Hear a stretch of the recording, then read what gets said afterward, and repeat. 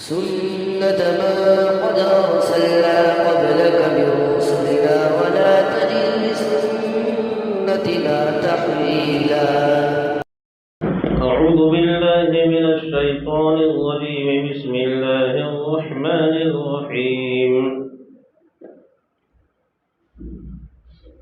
واصنع الفلك بأعيننا ووحينا ولا تخاطبني في الذين ظلموا إنهم مغرقون. ويصنع الفلك وكلما مر عليه ملأ من قومه سخروا منه قال إن تسخروا منا فإنا نسخر منكم كما تسخرون. فسوف تعلمون من يأتيه عذاب يخزيه ويحل عليه عذاب مقيم. حتى إذا جاء أمرنا وفارت النور قل نحمل فيها من كل زوجين اثنين وأهلك إلا من سبق عليه القول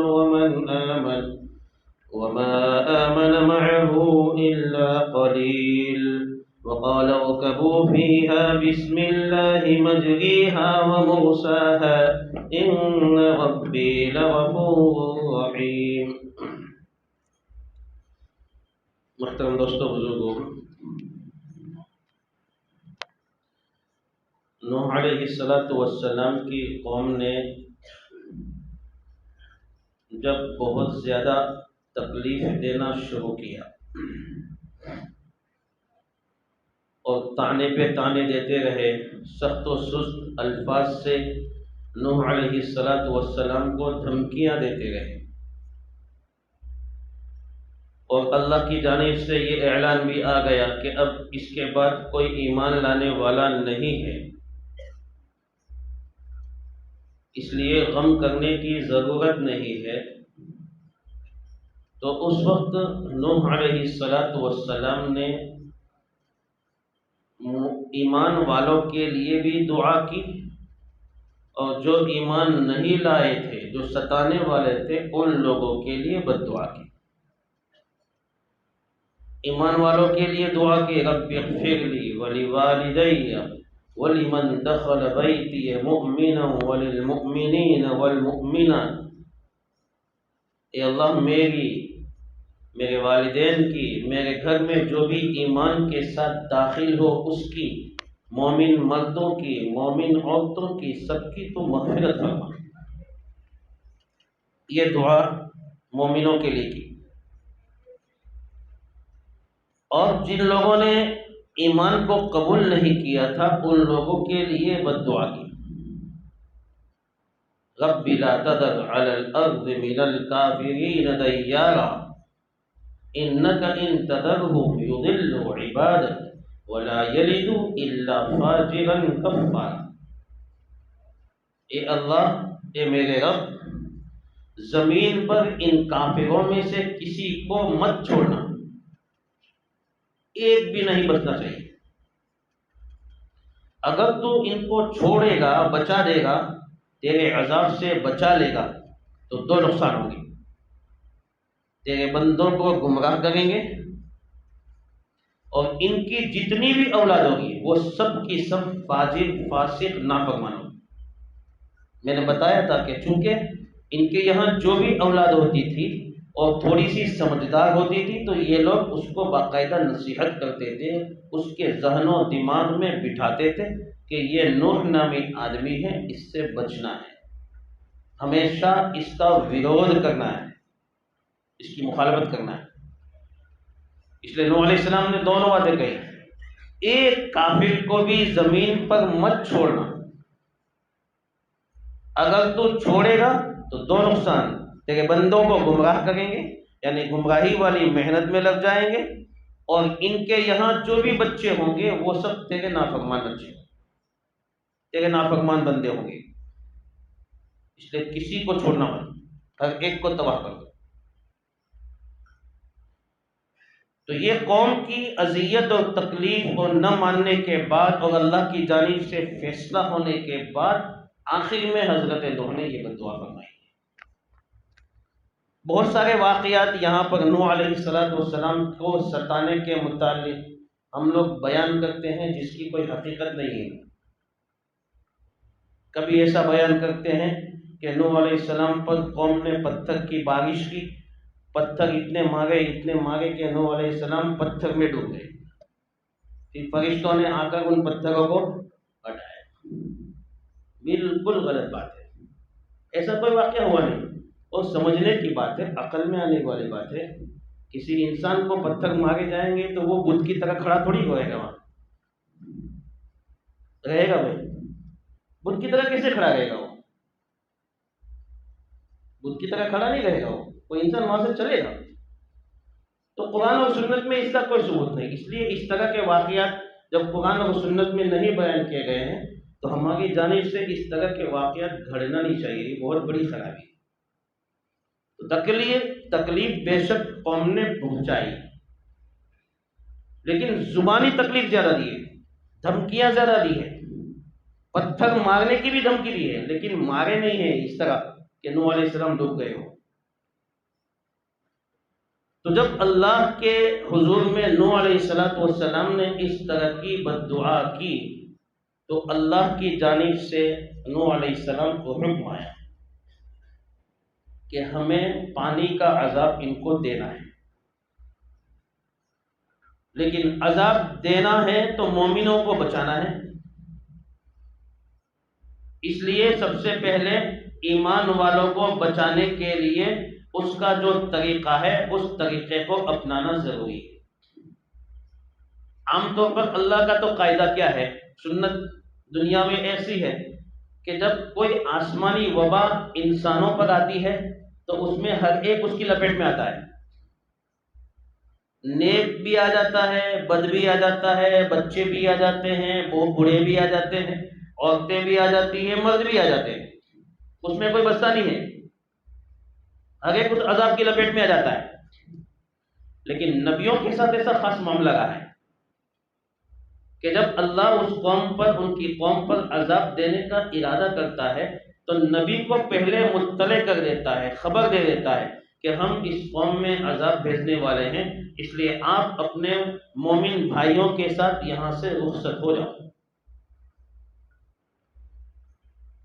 اسی طرح حضرت نوح علیہ السلام کو بھی اللہ نے حکم دیا کہ پانی کا عذاب آنے والا ہے، اس لیے مومنوں کی حفاظت اس میں ہے کہ ان کے لیے حفاظت کے لیے کشتی بنانے کا کم شروع کرو۔ ہمیں یہ سبق دیتا ہے، اللہ رب العزت ہر چیز پہ قادر ہے، لیکن وہ اللہ نے دنیا کا نظام اسباب کے تحت چلایا ہے، اس لیے سبب اگر کوئی آدمی اختیار کرتا ہے تو وہ توکل کے خلاف نہیں ہے، اللہ پر بھروسہ کرنے کے خلاف نہیں ہے۔ اللہ نے خود حکم دیا وَاصْنَعِ الْفُلْكَ بِأَعْيُنِنَا وَوَحْيِنَا، اے نوح آپ کشتی بنائیے، ہماری نگرانی میں ہمارے حکم سے کشتی بنائیے۔ ہماری نگرانی میں یعنی اللہ ہدایت کریں گے کہ کیسی کشتی بنانی ہے، چونکہ اس کشتی میں سوار کرنا ہے ایمان والوں کو بھی، اس کشتی میں سوار کرنا ہے جتنے جانوروں کو اللہ نے دنیا میں بسایا تھا ان کو بھی سوار کرنا ہے، ہر ایک کو سوار کرنا ہے، اس لیے اللہ نے حکم دیا ہماری نگرانی میں کشتی بنانا ہے۔ تو وَاصْنَعِ الْفُلْكَ بِأَعْيُنِنَا وَوَحْيِنَا، اللہ نے حکم دیا وَلَا تُخَاطِبْنِي فِي الَّذِينَ ظَلَمُوا إِنَّهُمْ مُغْرَقُونَ، ہم جب عذاب بھیجیں گے تو مومنوں کی تو اس میں حفاظت ہو جائے گی، لیکن ان کے علاوہ جو ظالم لوگ ہیں جنہوں نے انکار کیا ہے ان لوگوں کے لیے عذاب طے ہو جائے گا، وہ عذاب میں ہلاک ہو جائیں گے، اس لیے ان کے بارے میں کوئی سفارش کرنے کی ضرورت نہیں ہے۔ اللہ نے حکم دیا وہ سب پانی میں بہہ جائیں گے، ڈوب جائیں گے۔ اللہ کے حکم کے مطابق نوح علیہ السلام نے کشتی بنانا شروع کیا۔ بعض روایات میں آتا ہے کہ اس کے لیے پہلے تو درختوں کی ضرورت تھی، اس لیے ان کو درخت اگانے کا حکم دیا. پھر اس کے اگنے کے بعد کشتی بنانے کا کام شروع کیا. یہ ضروری نہیں ہے کہ نوح علیہ السلام نے خود اپنے ہاتھوں سے بنایا. بھائی جیسے ہم کو سوال کیا جاتا ہے کہ بھائی تاج محل کس نے بنایا، ہم کہتے ہیں بھائی شاہ جہاں. بھائی شاہ جہاں نے اپنے ہاتھوں سے تھوڑی بنایا، اس نے بنوایا ہے. جامع مسجد کس نے بنائی؟ کہ محمد شاہ نے بنائی، باہر لکھا ہوا ہے. تو محمد شاہ احمد شاہ کے بیٹے ہیں، انہوں نے بنائی. انہوں نے اپنے ہاتھ سے نہیں بنائی، انہوں نے حکم دیا ہے. ایسا ہی کشتی بنانے کا حکم اللہ نے نوح علیہ السلام کو دیا. انہوں نے اپنی ماننے والوں کو حکم دیا، بڑھئی کو حکم دیا کہ وہ کشتی بنانا شروع کریں. تو درخت کے اگنے کے بعد درختوں سے پٹیے بنانے ہیں، اور ایک پٹیے کو دوسرے پٹیے سے جوڑنے کے لیے کیل کا استعمال. یعنی قرآن میں اس کا بھی تذکرہ ہے، ذات الواح و دسر، تختے بنائے اور ان تختوں کو دسر یعنی کیلوں کے ذریعے سے جوڑا، اور 3 منزلہ یہ پوری کشتی بنائی گئی. کتنی منزلہ؟ 3 منزلہ کشتی. ایک تو طبقہ یعنی ایک مالا تو انسان کے لیے، ایک مالا جانوروں کے لیے، اور ایک مالا پرندوں کے لیے. سب کے لیے ایک ایک مالے رکھے حضرت نوح علیہ السلام نے، اور 3 مالا بہت بڑی کشتی.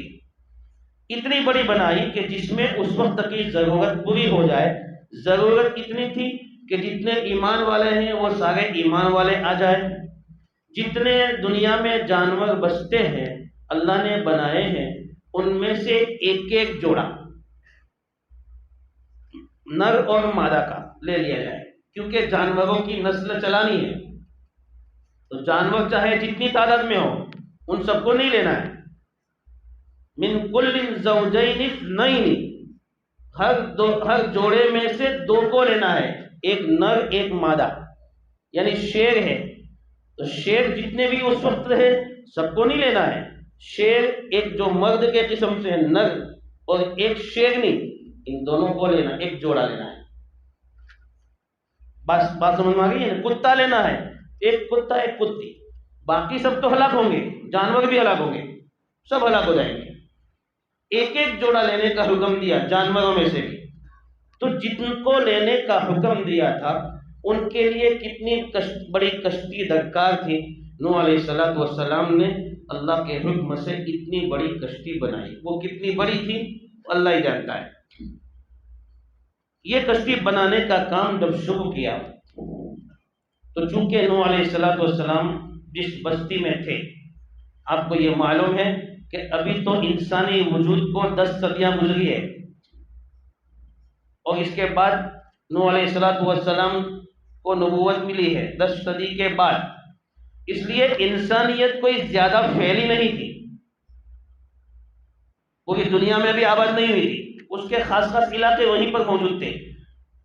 دجلہ اور فرات، ان دونوں کے بیچ میں جو سرزمین اونچائی پر تھی، وہاں عام طور پر اس وقت کے لوگ آباد تھے. اس لیے اس سرزمین پر پانی آنے کا سوال نہیں ہوتا تھا کہ یہاں کہیں سے پانی آ سکتا ہے. وہ زمین اونچائی پر تھی، پہاڑی والی زمین تھی. یعنی اس لیے نوح علیہ السلام کے ساتھی جب کشتی بنانے کا کام انہوں نے شروع کیا تو یہ جو کافر تھے، نہ ماننے والے لوگ تھے، انہوں نے آ کر مذاق کرنا شروع کیا. یہاں خشکی میں یہ کشتی کہاں چلے گی؟ یہاں کوئی پانی ہے کیا؟ مطلب ان کا سوال تو صحیح تھا، لیکن ان کو مستقبل کا معلوم نہیں تھا. اس لیے وہ استہزاء کرنے لگے، مذاق اڑانے لگے ان مومنوں کا جو کشتی بنا گئے تھے. اس وقت مومن تو ایک جواب دیتے تھے، جیسے تم ہمارا مذاق اڑاتے ہو نا، ہم بھی تمہارا مذاق اڑا رہے ہیں. کیسے؟ کہ تم ابھی کفر پر ہو، اس کے نتیجے میں آئندہ عذاب آنے والا ہے، اس وقت بھی ہم تمہارا مذاق اڑائیں گے. اس لیے اس وقت کے مذاق سے بچنا ہے تو ابھی ایمان لے آؤ. تو یہ لوگ مذاق اڑا دیتے ہیں، بس اسی طرح زبانی مذاق ہوتا تھا. اس کے علاوہ کوئی اور مذاق نہیں تھا، جیسا کہ ہم لوگ بیان میں کہتے رہتے ہیں کہ پوری قوم کو کھجلی ہو گئی. برابر ہے. آگے کا واقعہ بیان کروں. نوح علیہ السلام کی کشتی بن گئی، اس میں لوگ استنجا کرنے لگے. قوم کا ایک آدمی گر گیا، اچھا ہو گیا، تو سب نے کہا کہ چلو بھائی کشتی کی دوا کہاں ملی؟ نوح علیہ السلام کی کشتی. اس طرح کے بیجا واقعات کی ہمیں کیا ضرورت ہے؟ اللہ نے قرآن ہمیں دیا ہے، ہزاروں واقعات ہیں. اللہ نے ہمیں احادیث کا ذخیرہ دیا ہے، ہزاروں حدیثیں ہیں، اس میں طرح طرح کے واقعات موجود ہیں. ہم پڑھتے نہیں، آگے بڑھنا نہیں چاہتے ہیں، سنی سنائی بات کو بیان کرتے ہیں اور چلتے رہتا ہے. تو یہ سب واقعات اس طرح کے واقعات ہیں، اس کا اسلام سے کوئی تعلق نہیں. مذاق یہ تھی جو میں نے بیان کی کہ کیا ضرورت ہے. یہاں تو خشکی ہی خشکی ہے، پانی تو ہے نہیں، اس کشتی کو بنانے کی کیا ضرورت ہے؟ یہ مذاق کرتے تھے. خیر، نوح علیہ السلام کے متبعین نے تو اپنا کام جاری رکھا، کیونکہ اللہ کا حکم تھا، ایک دن عذاب آنے والا تھا، اس لیے انہوں نے اپنا کام جاری رکھا. وہ وقت آ گیا جس وقت اللہ کو عذاب دینا تھا، تو اللہ رب العزت نے اس عذاب کی شروعات کی زمین سے.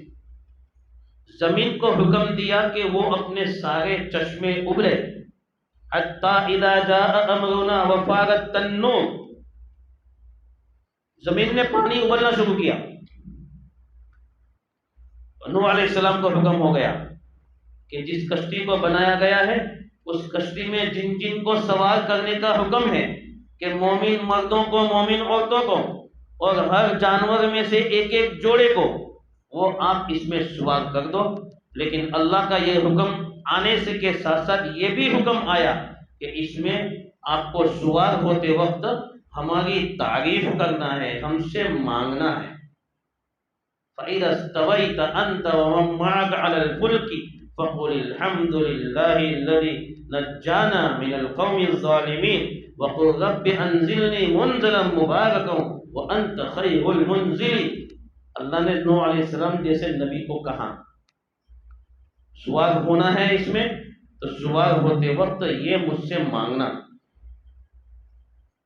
اللہ نے فرمایا الحمدللہ الذی نجانا من القوم الظالمین.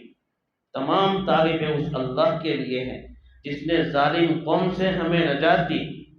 اور یہ بھی دعا مانگنا، اے اللہ عذاب ختم ہونے کے بعد ہمیں ایک مبارک جگہ میں اتارنا جہاں برکتیں ہی برکتیں.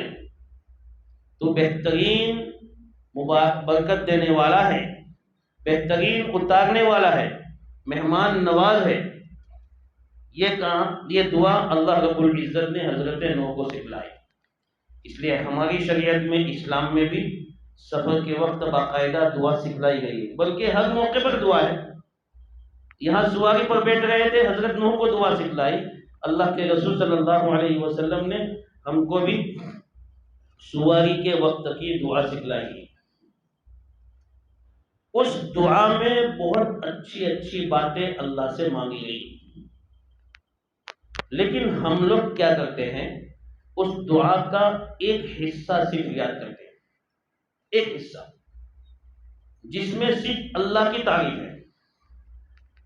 سبحان الذی سخر لنا ھذا وما كنا له مقرنین وإنا إلی ربنا لمنقلبون. اتنی دعا ہم یاد کرتے ہیں، بچپن سے یاد کرتے آئے ہیں، مکتب سے وہی جماعت میں 40 دن 4 مہینے چلے جتنے بھی لگ جائے وہ سب لگنے کے بعد بھی اتنی دعا یاد ہوتی ہے. یہ تعجب کی بات ہے، اتنی دعا نہیں ہے. نبی صلی اللہ علیہ وسلم نے ہمیں اتنی دعا نہیں سکھلائی. سبحان الذی سخر لنا ھذا وما كنا له مقرنین وإنا إلی ربنا لمنقلبون. یہ تو صرف اللہ کی تعریف ہوئی، ابھی اللہ سے مانگا کہاں ہم نے. جیسا نوح علیہ السلام کو 2 باتیں سکھلائی، ایک تو اللہ کی تعریف بھی سکھلائی، پھر برکت مانگنے کی دعا بھی سکھلائی کشتی میں سوار ہونے کے بعد، ایسا ہمارے نبی نے بھی ایسے ہمیں سکھلایا۔ اللہم انا نسألک فی سفرنا هذا البر والتقوى والعمل لما تحب وترضى، اے اللہ ہم ہمارے اس سفر میں تجھ سے نیکی مانگتے ہیں اور تیری رضامندی والے کام مانگتے ہیں کہ وہ ہم سے ادا ہو۔ اللہم ہون علینا سفرنا هذا واطوی عنا بعدا، اے اللہ ہمارے اس سفر کو آسان فرما اور ہمارے لیے اس سفر کو بہت جلدی لپیٹ لے، اس کی دوری کو کم کر دے۔ اللہم انت الصاحب فی السفر والخلیفۃ فی الاہل، تو ہی میرا سفر کا ساتھی ہے اور میرے گھر میں تو ہی میرا نائب ہے، میرے گھر والوں کو دیکھنے والا تو ہی ہے۔ اللہم انت الصاحب فی السفر والخلیفۃ فی الاہل، اللہم انی اعوذ بک من وعثاء السفر وکآبۃ المنظر وسوء المنقلب فی المال والاہل۔ بہترین دعا ہے، اے اللہ میں پناہ مانگتا ہوں، میں پناہ مانگتا ہوں، اعوذ بک من وعثاء السفر، سفر کی تھکان سے، وکآبۃ المنظر، سفر کے درمیان میں کوئی برا منظر مجھے دکھ جائے اس سے میں پناہ مانگتا ہوں، وسوء المنقلب فی المال والاہل، اور گھر لوٹنے کے بعد میں اپنے گھر میں کوئی خراب خبر سنوں اس سے بھی میں پناہ مانگتا ہوں۔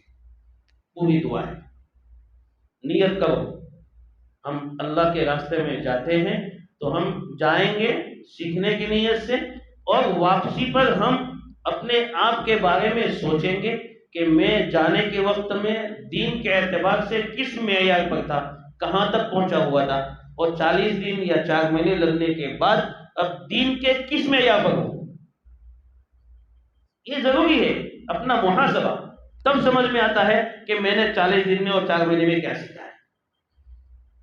اس لیے مکتب سے جو دعا چلتی ہے وہی آگے نہیں چلانی ہے، ہمیں اور بھی بڑھانا ہے، آگے یاد کرنا ہے یہ دعائیں۔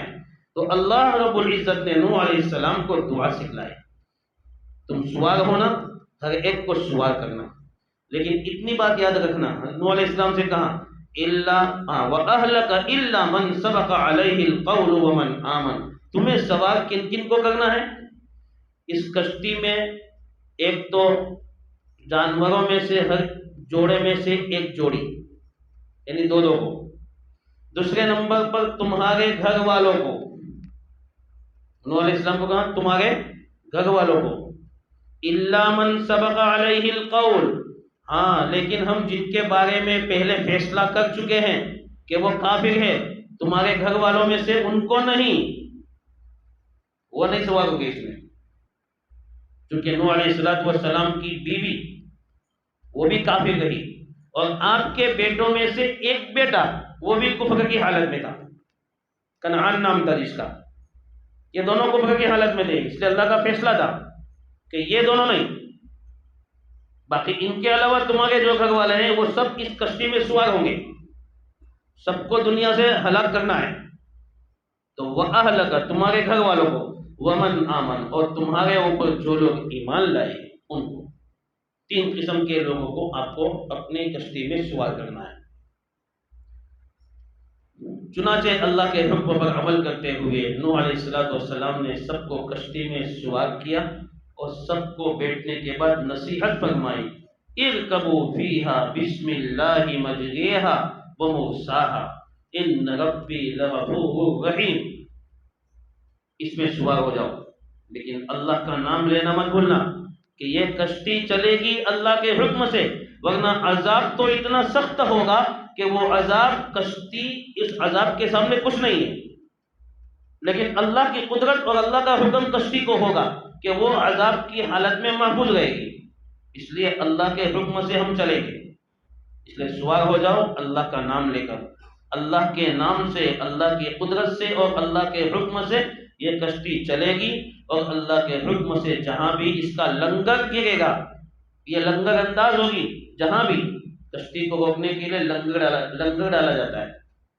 تار پہ لنگر ڈالتے ہیں ایسا نہیں، جیسا ہل ہوتا ہے نا، ہل کھیت میں جوتنے کے لیے ہل، اس طرح کا لنگر ہوتا ہے، اور سورت جاؤ تو وہ ایک چوپاٹی جو آتی ہے سورت کی چوپاٹی، اس سے پہلے چوراہے پر لنگر رکھا ہوا ہے، کشتی کا لنگر بہت بڑا ہے، بیچ میں چوراہے پہ رکھا ہوا ہے، ایسا لنگر ہوتا ہے کشتی روکنے کے لیے۔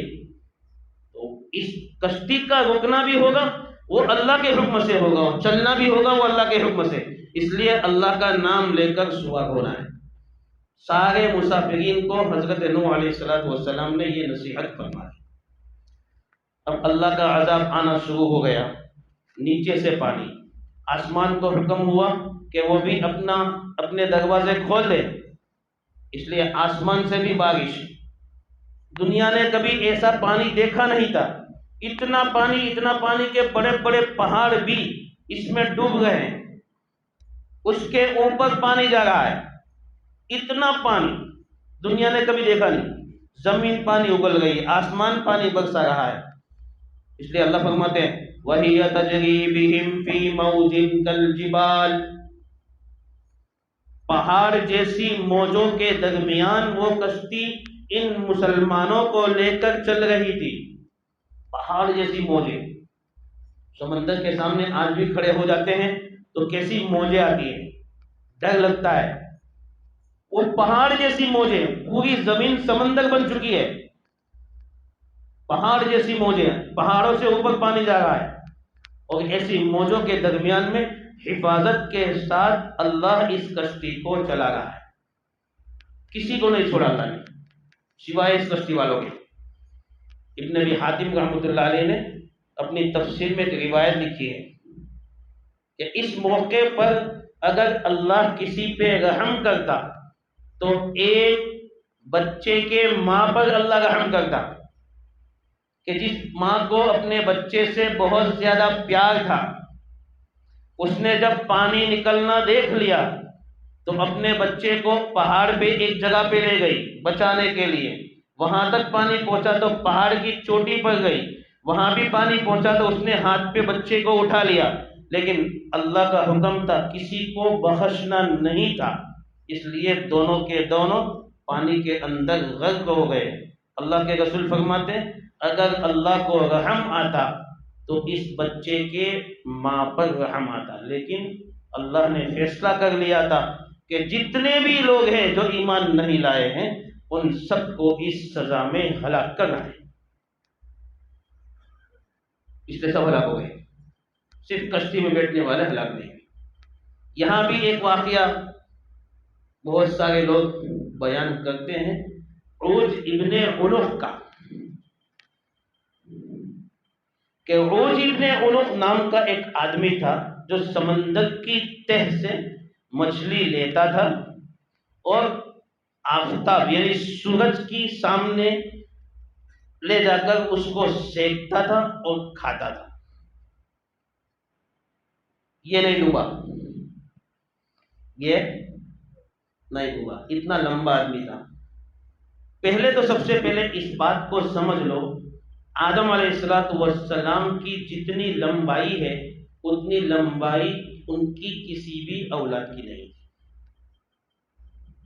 اور حدیث میں ہے، میں سنا چکا ہوں، آدم علیہ السلام کی لمبائی 60 زیرہ یعنی ایک زیرہ 1.5 ہاتھ کا، اگر آج کے زمانے میں گنا جائے تو گویا ایک زیرہ 1.5 فٹ کا، تو 60 زیرہ 90 فٹ۔ سمندر کتنا گہرا ہے، سمندر، ملیشیا کا ہوائی جہاز کانٹیکٹ اس کا ختم ہو گیا، 300 مسافرین کو لے کر اڑ رہا تھا، کہاں غائب ہو گیا، سال ہو گئے، شاید 2012 میں یا 10 میں وہ گرا سمندر میں، ابھی تک اس کا پرزے کا پتہ نہیں، انسان تو نہیں ملے، اس کے پرزے بھی نہیں ملے۔ جتنی بڑی طاقتوں کے دعوے یہ انسان کرتے ہیں، اللہ رب العزت ایسے واقعات رونما کرتا ہے کہ جس کی وجہ سے ان کے دعوے ٹوٹ جاتے ہیں۔ ہوائی جہاز کتنا بڑا ہوتا ہے، وہ 300 آدمیوں کو لے کر جا رہا ہو تو پتہ ہی نہیں ہے، سمندر میں ڈوب گیا، گہرا سمندر ہوتا ہے، گہرا سمندر۔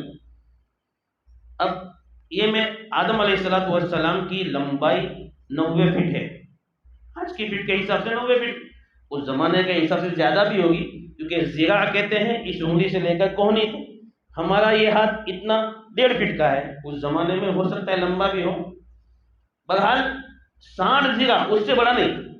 اب اس آدمی کے بارے میں اگر یہ کہتے ہو کہ سمندر کی تہ سے مچھلی پکڑ کر آفتاب کے سامنے سینکتا تھا، تو کتنا لمبا ہوگا؟